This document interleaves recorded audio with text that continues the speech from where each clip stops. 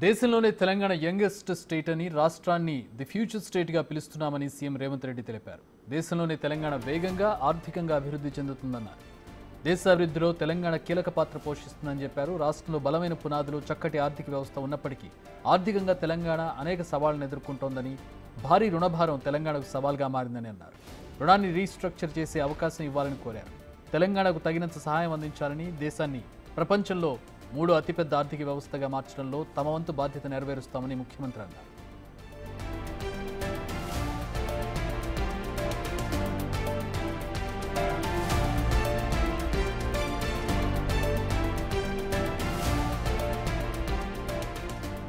గత ఆర్థిక సంవత్సరం చివరి నాటికి రుణభారం 6.85 లక్షల కోట్లకు చేరుకుంది.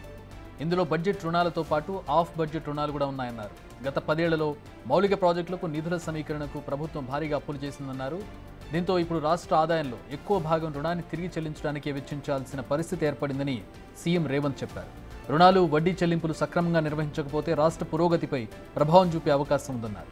ఈ నేపథ్యంలో రుణాల సమస్యను పరిష్కరించేందుకు తగిన సహాయం, మద్దతు ఇవ్వాలని కోరుతున్నామన్నారు.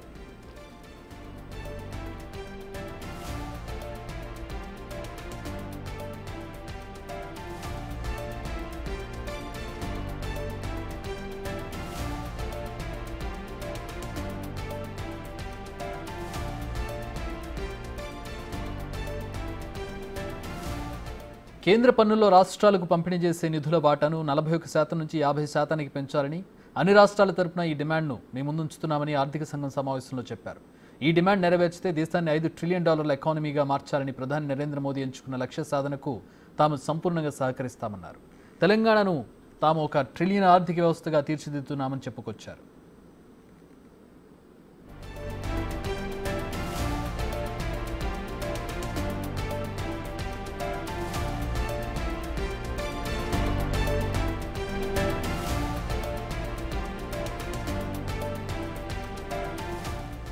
సెస్లు, సర్ఛార్జీలో రాష్ట్రాలకు వాటా ఇవ్వాలన్నారు డిప్యూటీ సీఎం భట్టి విక్రమార్క. స్థూల పన్ను ఆదాయంలో రాష్ట్రాల వాటా తక్కువగా ఉందన్నారు. తలసరి ఆదాయం ఎక్కువ ఉన్నప్పటికీ సంపద, ఆదాయం మధ్య పెద్ద అంతరం ఉందని చెప్పారు. అసమానతల పరిష్కారానికి మౌలిక సదుపాయాలు, సంక్షేమ రంగంపై గణనీయంగా ఖర్చు చేయాల్సి ఉందన్నారు డిప్యూటీ సీఎం.